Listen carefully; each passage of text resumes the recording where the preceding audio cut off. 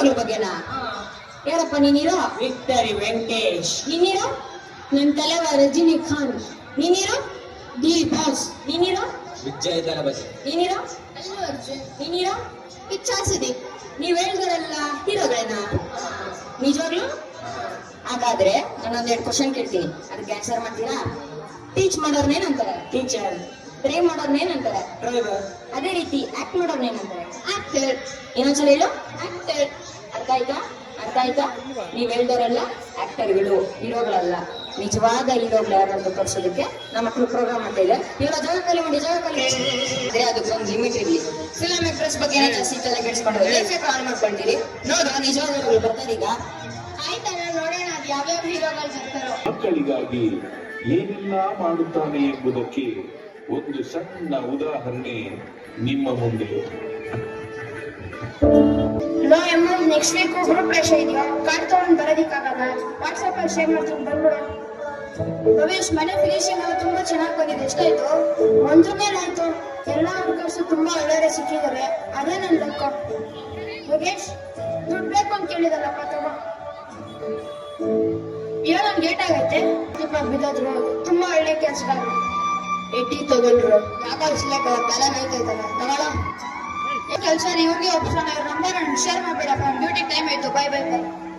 ಯೋಗೇಶ್, ಒಂದ್ ನಿಮಿಷ. English problem ಸ್ವಲ್ಪ ಇದೆ. ಆ ಕೆಲಸ ಮಾಡೋರು ಹೇಳಿದ್ರೆ ಕಳ್ಸ್ಕೊಡ.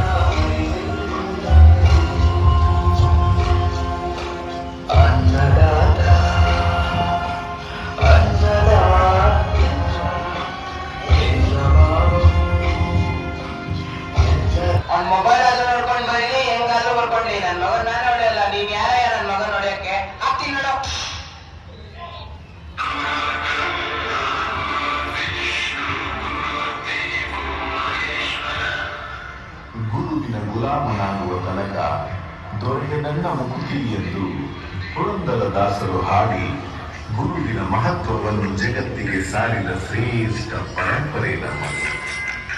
ಆದರೆ ಇಂದು ಗುರುವಿಗೆ ಲಗಾಮು ಹಾಕುವಂತಹ ದುಷ್ಟ ಪರಂಪರೆ ಚಾಲ್ತಿಗೆ ಬಂದಿದೆ.